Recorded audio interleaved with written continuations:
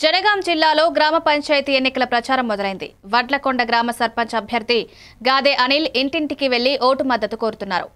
Congress party ఇచ్చిన హామీలన్నీ దశలవారీగా అమలు చేస్తామన్నారు.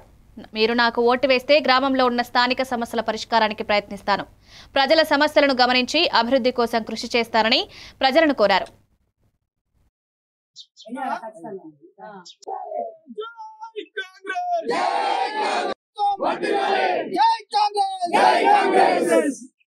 ఈరోజు వడ్లకొండ గ్రామంలో స్థానిక సంస్థల ఎలక్షన్లో భాగంగా కాంగ్రెస్ పార్టీ అభ్యర్థిగా నన్ను నియమించడం జరిగింది.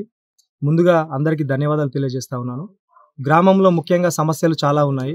10 సంవత్సరాలు టీఆర్ఎస్ పార్టీ, ఇప్పుడున్నటువంటి బీఆర్ఎస్ పార్టీ చేసినటువంటి అభివృద్ధి ఏమీ లేదు. గ్రామాన్ని 10 సంవత్సరాలు వెనుకకు వెళ్ళడం జరిగింది.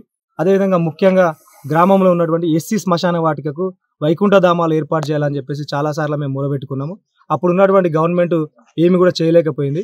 ముందుగా మనం గెలిచిన తర్వాత రేవంత్ అన్న ఆధ్వర్యంలో ఇక్కడ ఉన్నటువంటి కొమ్మూరు ప్రతాప్ రెడ్డి గారి ద్వారా మేము ఆయన ఆదేశాల మేరకు ఇక్కడ ఎస్సీ శ్మశాన వాటిక నిర్మిస్తామని చెప్పేసి వైకుంఠ ధామ నిర్మిస్తామని చెప్పి తెలియజేస్తున్నాము. అదేవిధంగా గ్రామంలో కోతుల బెడద చాలా ఉన్నది. ఆ సమస్యల మీద పోరాడి అందరి సహకారం తీసుకొని కోతులను నియంత్రణ చేయడానికి కూడా మేము చాలా ప్రయత్నిస్తామని చెప్పి తెలియజేస్తున్నాము.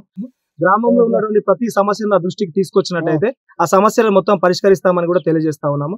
ముందు ఉన్న అందరికీ గ్రామస్తులకు పైన గవర్నమెంట్ ఉన్నది, అధికారం ఉన్నది కాబట్టి కాంగ్రెస్ పార్టీ అభ్యర్థిని గెలిపిస్తే మీ అందరికీ నేను కృషి చేస్తా. మీరు ఏదైతే చెప్తారో మీ యొక్క బిడ్డగా, బీసీ బిడ్డగా, పేద బిడ్డగా,